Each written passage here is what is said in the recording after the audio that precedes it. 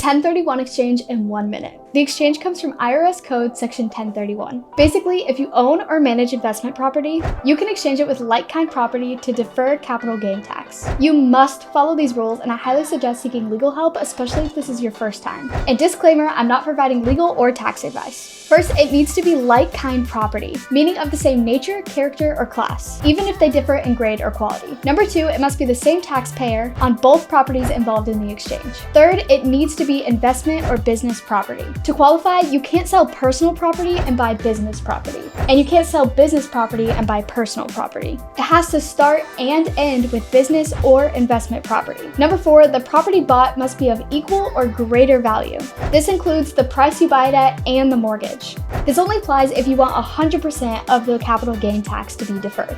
And number 5, you must follow the 1031 exchange timeline. There's a lot more to it, so for more in-depth information, go to our blog post at doorloop.com/blog.